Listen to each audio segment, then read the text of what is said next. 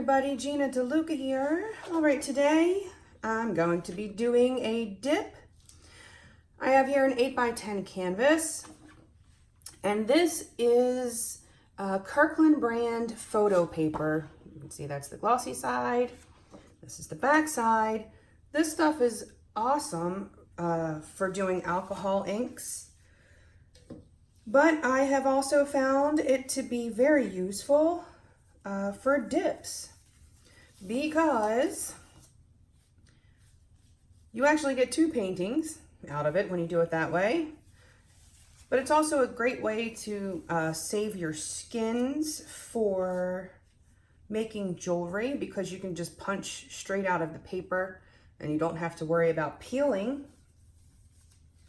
So if you're using a hole punch to make your skins for a pendant, the paper is actually a lot easier to deal with than trying to slip the skin in there on its own. That likes to fold up on you sometimes. Okay, the colors I have here, these are left over from another painting. I don't think that there is silicone in there, but I don't know for sure. I do have these mixed a bit on the thicker side.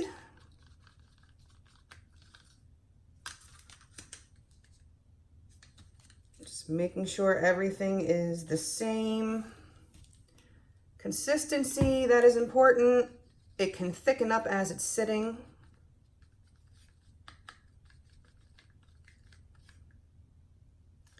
As far as the colors we're using, I'm gonna guess that these are the Artist Loft metallics. I think that is the cobalt blue, that is the metallic blue, and the metallic purple. There might be a mix of things going on there. For my white, I have Liquitex Basics in titanium white. Also mixed on the thicker side. Okay, let's put down this base coat. You do want to make sure that you put on a decent base coat, because you are going to be pulling some of that up when you do the dip. So you want to make sure that your canvas is going to still be covered once you dip. So be generous with your base coat. Not the time to skimp. Okay, I think what I'm going to do is, I'm thinking of a feather. How could I do this and kind of get a feathery look? So let's experiment, shall we?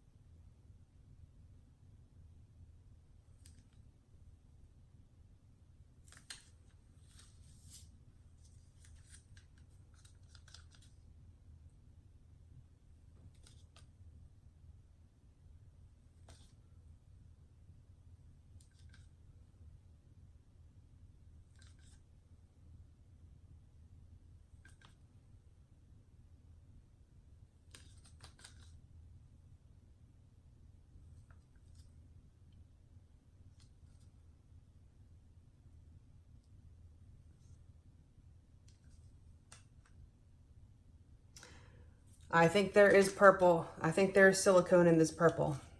It appears to look that way. All right. It will be what it will be. Okay, So we're going to take the matte side and put it on our painting.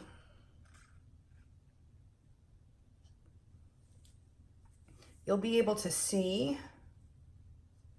what's going on underneath. You can see through that a bit. And I'm just going to smooth that out.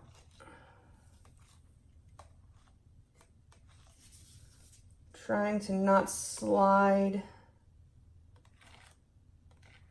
it too much, but just trying to get a good adherence here, if that's a word. If not, just made it up. Okay, so if we want this to look like a feather, you want the little pulls to be going that way. You wouldn't want to pull it that way or this way. It would look weird. So we're going to try to pull in the direction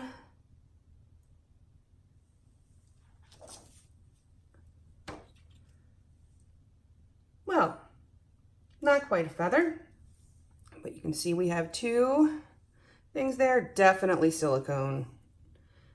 In the purple, faux show.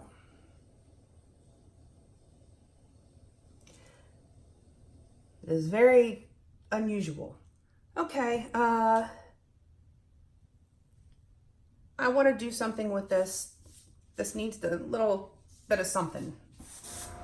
All right, I've got my compressor. I just want to blow these out a little bit just to give it a little more interest.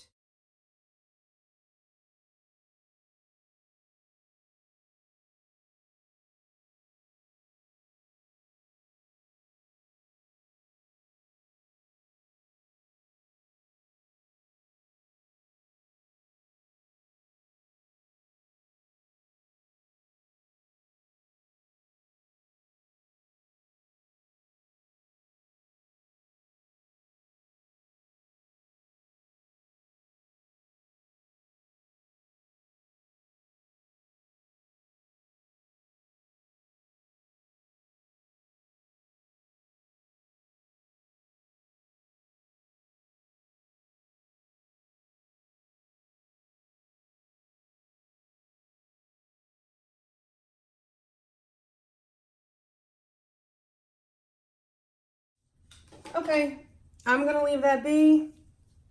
Didn't turn out exactly how I wanted it to. That's okay. That's gonna happen a lot in this medium.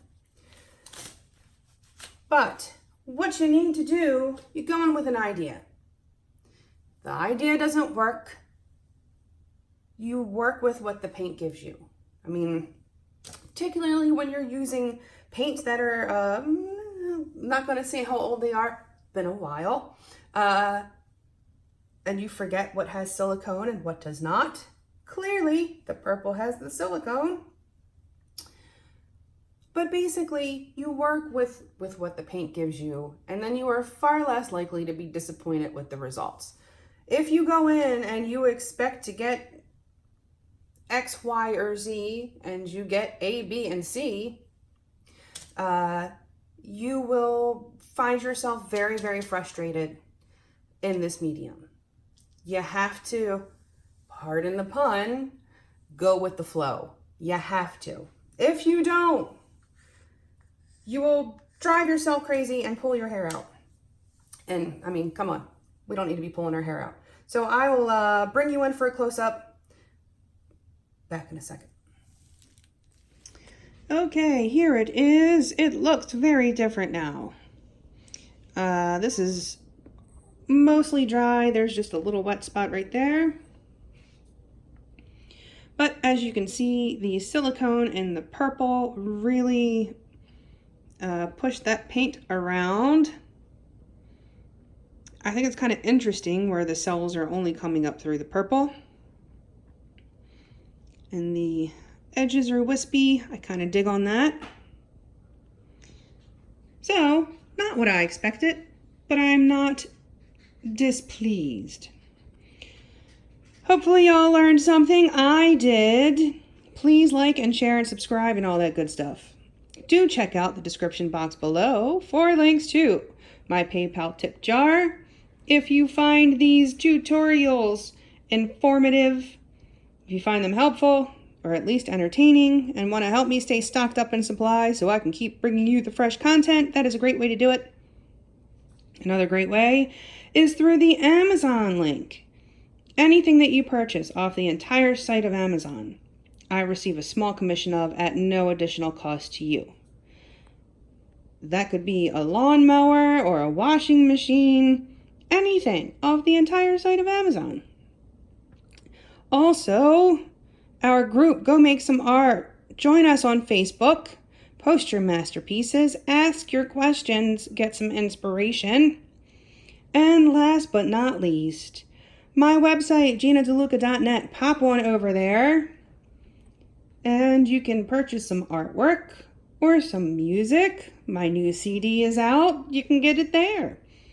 All right, you guys. That is it for me. I hope you all enjoyed. And I hope you have a beautiful day. Now go make some art.